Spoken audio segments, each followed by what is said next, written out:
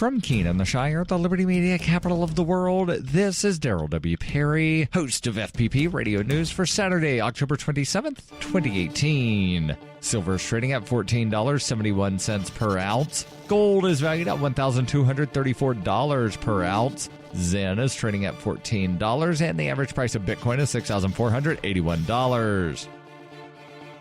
Antiwar.com reports international aid group Oxfam has issued a warning on Friday that the number of civilian deaths in Yemen is soaring since August. During that time, they estimate that a civilian is killed roughly every 3 hours in a violent attack. While some get caught in the crossfire, most are victims of Saudi airstrikes, and that has Oxfam urging the world, and the US and UK in particular, to suspend arms sales to the Saudis. They say this is necessary because of their disregard for civilian lives. In addition to the roughly 575 civilians killed this way from the start of August to mid-October, Oxfam warns that many more Yemeni civilians are dying of hunger and disease, which has been a mounting problem because of the Saudi-led naval blockade. Yemen has almost no arable land and has to import some 90% of its food in peacetime. During the war, this has meant most food and medicine only going to a Saudi-controlled port. The last Houthi-controlled aid port is under attack by the Saudis, and the route out of the city into the rest of northern Yemen is virtually impassable.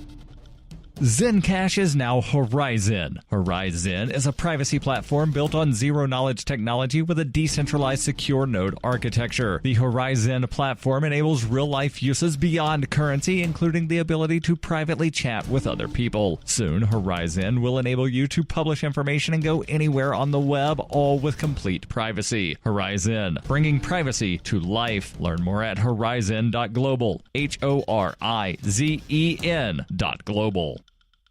UPI reports some Texas voters say their ballots are being flipped by electronic voting machines, prompting the state to warn people to carefully review their selections. The complaints come from voters who have cast straight party tickets on Hart e-slate machines throughout Texas. Texas election administrator Heidi Garcia said officials have tested everything and there's no indication of any technical issues. The Texas Secretary of State's office, though, said in a statement saying that it has received complaints that straight ticket ballots had one or more errors in which candidates changed to the opposite party. Keith Ingram, director of elections, said this can be caused by the voter taking keyboard actions before a page has fully appeared on the e-slate, thereby deselecting the pre-filled selection of the party's candidate. As a reminder, voters should carefully check their review screen before casting their ballot. The potential problem is being reported by Republican and Democratic voters. Mickey Blake, a voter in Houston, said she cast a straight Democratic ticket, but said she'd been credited with voting for Republican Senator Ted Cruz. She said she attempted to vote 3 times and saw the same result. Others are reporting the same problem. Election Administrator John Oldham said he warned state officials about the problem a year ago, saying it's not a glitch.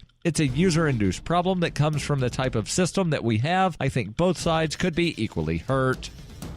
In 1999, Daryl W. Perry began a search for traditional values, which led him down a path to the ideas of liberty. He tells the story in A Rebel's Journey, My Path to Liberty. Of the book, Dr. Brian Sovereign says, sometimes it's funny, and sometimes I think it's crazy, but it's always authentic. Find A Rebel's Journey, My Path to Liberty by Daryl W. Perry on Facebook, read reviews on Amazon, or visit arebelsjourney.com.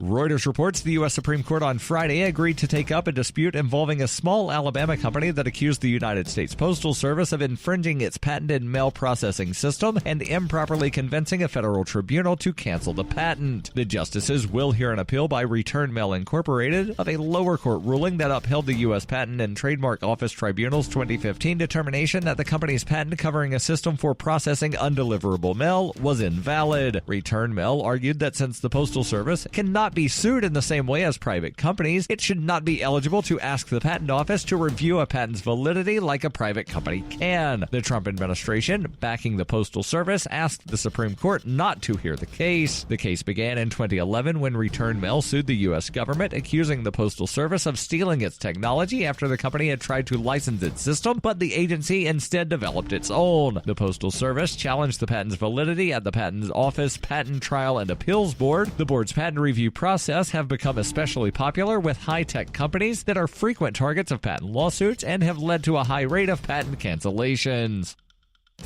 This has been FPP Radio News, online at FPPRadio.com.